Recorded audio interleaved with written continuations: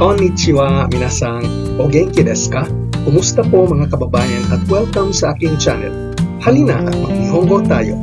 Sa leksyon ito, ating pag-aralan ang dalawang importanteng verbs of existence, ang imas at arimas. Yoroshii desu ka? Hajimemashou.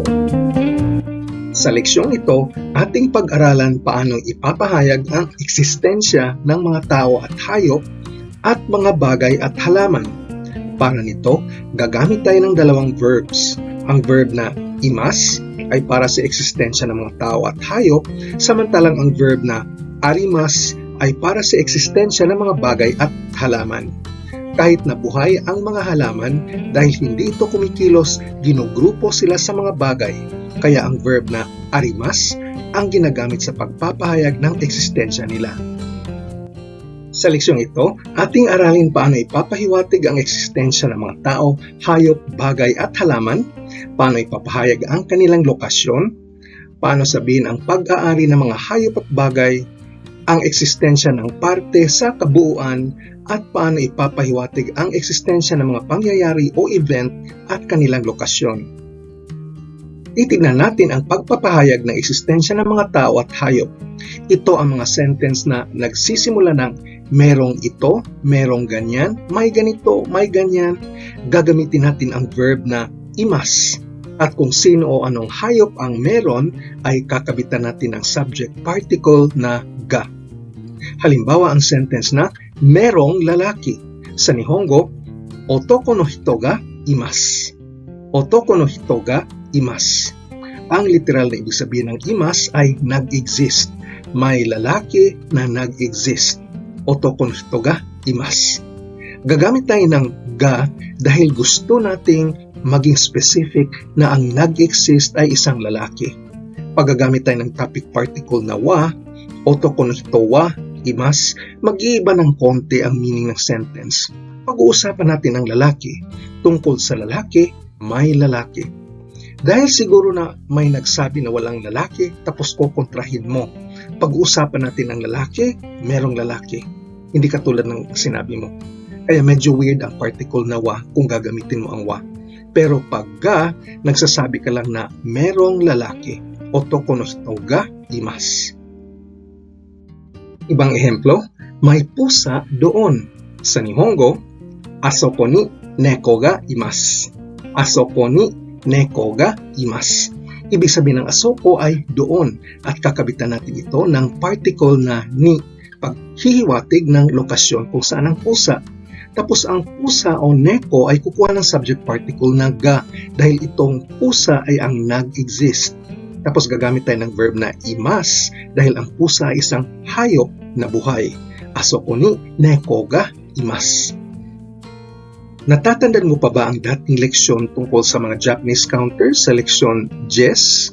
Sa loob ng sentence, ilalagay natin ang counter o bilang mismo sa harap ng verb. Sa slide na ito, gagamitin natin ang mga counter para sa tao o nin. Halimbawa, merong isang sanggol o akachan. Sa Nihongo, akachan ga hitori imasu. Akachan ga hitori imasu. May dalawang guro o sensei. Sensei ga futari imasu. Sensei ga futari imasu. Merong apat na bata o kodomo. Kodomo ga 4人います. Kodomo ga 4人います. Ngayon naman, gagamit tayo ng counter para sa maliliit na hayop o hiki. May isang pusa. Neko ga 1匹います. Neko ga 1匹います. Merong dalawang aso o inu. Inu ga 2匹います. Inu ga 2匹います. Merong 6 na isda o sakana.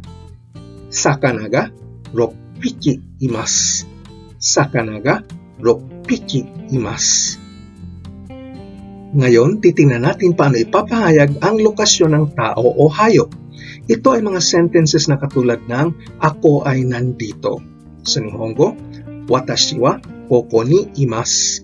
Watashi wa koko ni imasu.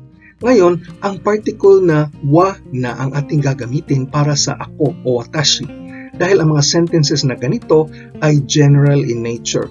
Pag-uusapan natin ako tungkol sa akin, watashi wa. Pag-uusapan natin ang teacher, sensei wa. Pag-uusapan natin ang pusa, neko wa, at iba pa, general na statement. Tapos, ang lokasyon kung nasaan ang tao o hayop ay kakabitan ng particle na ni. Tandaan na kapag ang verb ng ating sentence ay imas o arimas, ang lokasyon ng tao o bagay ay kakabitan ng particle na ni. Watashi wa koko ni imasu. Ako ay nandito.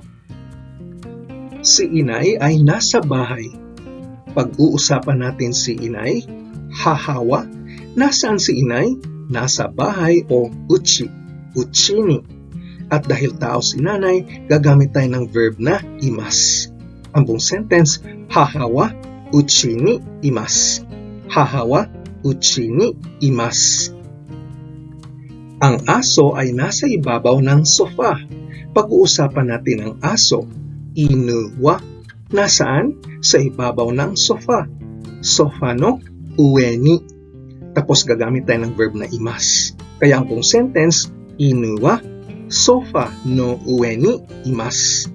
Inu wa sofa no ue ni imasu. Ikaw ay nasa loob ng puso ko. Pag-uusapan natin ikaw o kimi, kimi wa. Nasaan ka? Sa loob ng puso ko. Boku no kokoro no naka ni. Ang buong sentence, kimi wa boku no kokoro no naka ni imasu. Kimi wa boku no kokoro no naka ni imasu. Ikaw ay nasa loob ng puso ko. Pangatlong gamit ng imas, ang verb na imas ay pwede rin gamitin pagtukoy ng mga tao o hayop na meron ka na pag-aari mo. Gamit ang ganitong formula. Eiwa, biga, imas. Eiwa, biga, imas. Halintulad ito ng pag-uusapan natin si A. Tungkol kay A, ang B nag-exist. Sa ibang pagkasabi, si A ay merong B. Eiwa, biga, imas. Halimbawa, ako ay merong girlfriend o meron akong girlfriend. Sa Nihongo, watashi wa girlfriendo ga imasu. Watashi wa girlfriendo ga imasu. Pag-uusapan natin ako tungkol sa akin, may girlfriend na nag-exist. Watashi wa girlfriendo ga imasu. Meron siyang mga anak at ang siya ay isang babae. Sa Nihongo, kanojo wa kodomo tachi ga imasu. Kanojo wa kodomo tachi ga imasu. Pag-uusapan natin siya tungkol sa kanya, may mga bata siyang nag-exist. Kanojo wa kodomo tachi ga imasu. At katulad ng dating pattern, pwede natin idagdag ang quantity at ilalagay natin ito mismo sa harap ng verb. Meron siyang 3 anak. Ang counter ng 3 anak ay san nin. Kaya ang buong sentence sa Nihongo, kanojo wa kodomo tachi ga 3 nin imasu. Kanojo wa kodomo tachi ga 3 nin imasu. Si Mary ay merong little lamb o kohitsuji. Ito yung nursery rhyme, Mary has a little lamb. Sa Nihongo, miyari wa kohitsuji ga imasu. Miyari wa kohitsuji ga imasu. Si Mary ay may maraming kaibigan o tomodachi. Sa Nihongo, miyari wa taksan no tomodachi ga imasu.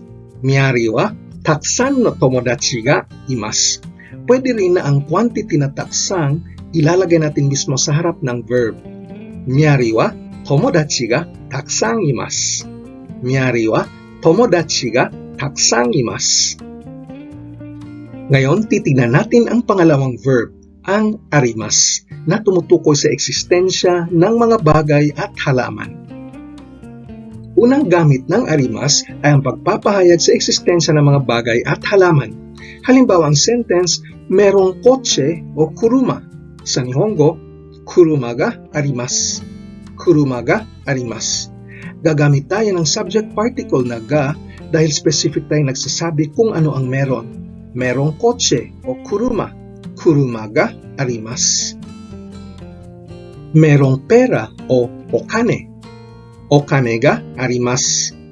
Okane ga arimasu. Gaya ng dati, pwede rin tayong maglagay ng quantity sa harap mismo ng verb na arimasu. Halimbawa, may dalawang pares ng medyas o kutsushita. Ang counter ng medyas ay soku. Kutsushita ga nisoku arimasu. Kutsushita ga nisoku arimasu. May tatlong kotse. Counter ng kotse ay dai. Sa Nihongo, kuruma ga 3台 arimasu. Kuruma ga 3台 arimasu. May 6 na libro o hon.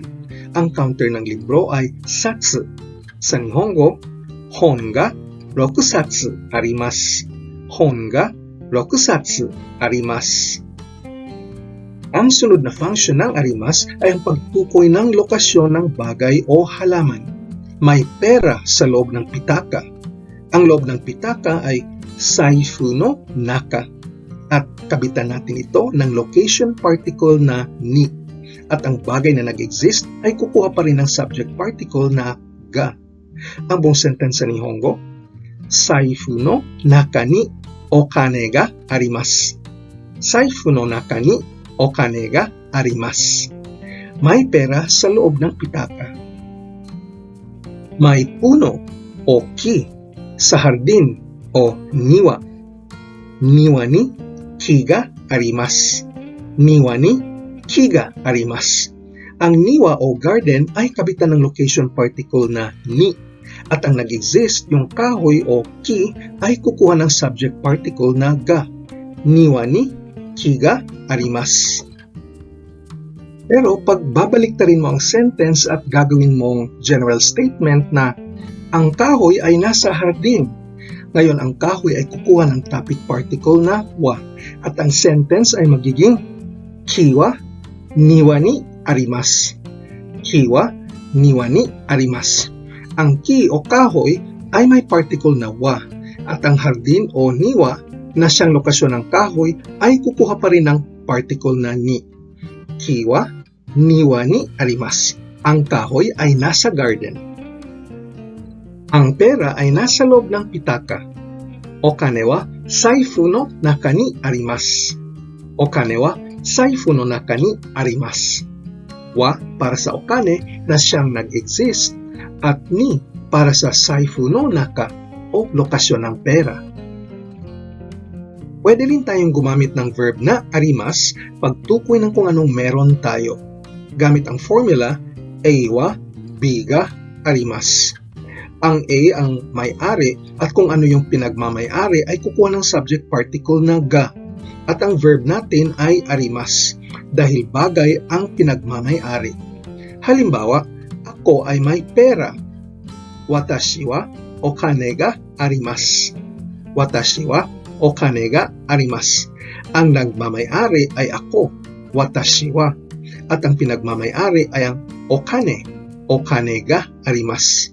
Watashi wa okane ga arimasu. Para sa akin, merong pera na nag-exist. Meron akong pera. Meron siyang bisikleta o jitensya. Siya isang lalaki. Sa Nihongo, kare wa jitensya ga arimasu. Kare wa jitensya ga arimasu. Pwede rin natin gamitin ang verb na arimasu paglalarawan ng isang parte sa kabuuan gamit ang formula kabuuan wa parte ga arimasu. Ang kabuuan kukuha ng topic particle na wa at ang parte ay kukuha ng subject particle na ga.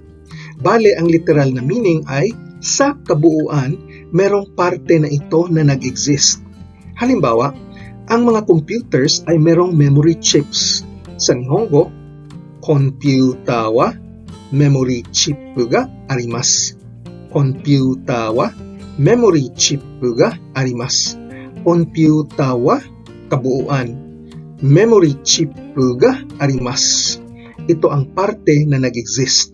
Computer wa memory chip ga arimasu. Ang mga computers ay merong memory chips. Ang ibon ay may pakpak o tsubasa. Ang pakpak ay parte ng ibon o tori. Sa Nihongo, tori wa tsubasa ga arimasu. Tori wa tsubasa ga arimasu.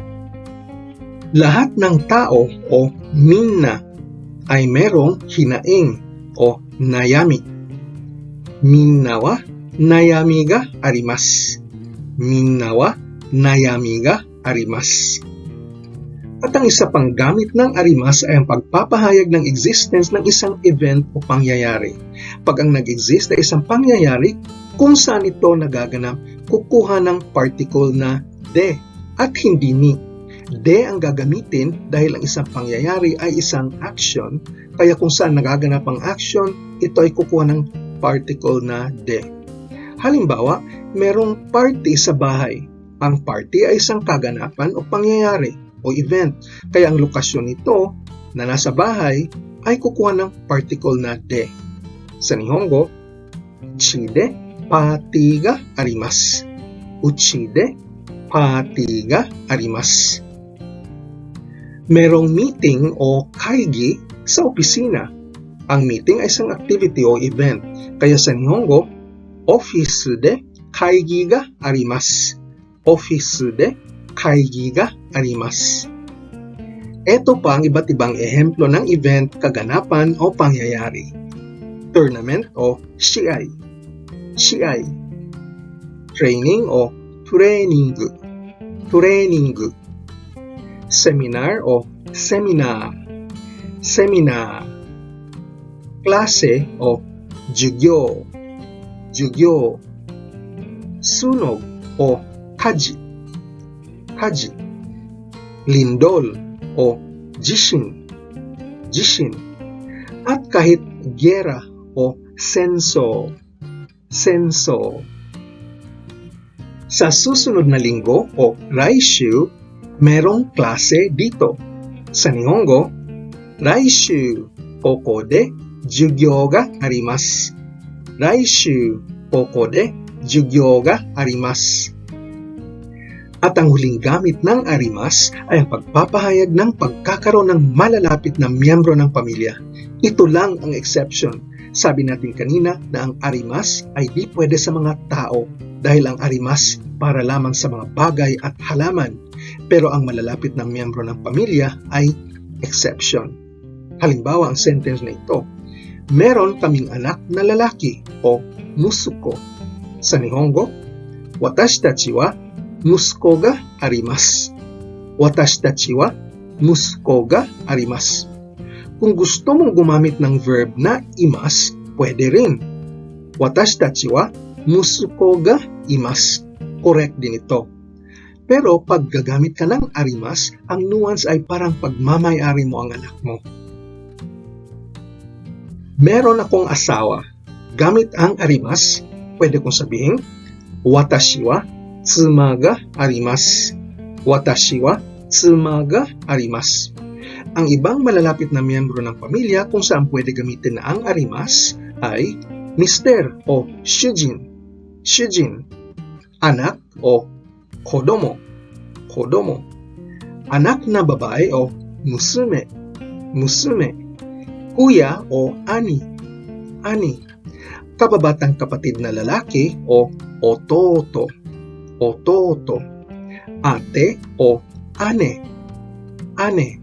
At kababatang kapatid na babae o imoto. Imoto. Ngayon, titignan natin ang pag-conjugate ng imasu at arimasu sa negative at past tenses. Uunahin natin ang imasu. Ang imasu ay para sa mga tao at hayop. Ang negatibo ng imasu ay imasen. Imasen o hindi nag-exist. Past tense ng imasu ay imashita. Imashita o nag-exist noon. At past tense ng imasen ay imasen deshita. Imasen deshita o hindi nag-exist noon. Ipapakita natin ito bilang mga sentences. Sensei wa imasu. Sensei wa imasu. Andito si teacher. Sensei wa imasen. Sensei wa imasen. Wala rito si teacher. Sensei wa imashita. Sensei wa imashita. Andito si teacher kanina pero wala na ngayon. Sensei wa imasen deshita. Sensei wa imasen deshita. Wala si teacher kanina. Ang lugar dito o kokoni ay napapahiwatig sa lahat ng mga sentences na iintindihan na at di na kailangang sabihin. Konteksto na lang. Ngayon naman, ang conjugation ng arimas. Ang arimas ay ginagamit para sa mga bagay at halaman. Ang negative ng arimas ay arimasen. Arimasen o hindi nag-exist o wala. Past tense ng arimas ay arimashita. Arimashita o nag-exist dati. Ang past tense ng arimasen ay arimasen deshita. Arimasen deshita o hindi nag-exist dati o wala dati. Ito mga ehemplo natin bilang sentences. Okane ga arimasu. Okane ga arimasu. Meron akong pera. Ang watashi wa dito ay napapahiwatig na at di na kailangan sabihin. Kung natatandaan mo, pag di sinasabi ang tao, ang default ay watashi wa o ako. Sa negative, okane wa arimasen. Okane wa arimasen. Wala akong pera. Ngayon, pag negative ang conjugation ng verb arimasen sa loob ng sentence, gusto ng mga Hapon na makakarinig sila ng particle na wa. Kung natatandaan mo, ang wa ay nagtutukoy din ng contrast o kabaliktaran. Normal na pag-iisip ng tao ay meron tayong pera, kaya kabaliktaran pag walang pera, kaya gagamitin natin ang contrast particle na wa. Pwede mo ring sabihin, watashi wa okane ga arimasen. Correct din ito dahil ang sentence ay merong wa na kinakabit naman sa watashi wa. Ngayon, dito tayo sa past tense, okane ga arimashita. Okane ga arimashita.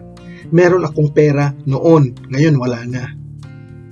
Okane wa arimasen deshita.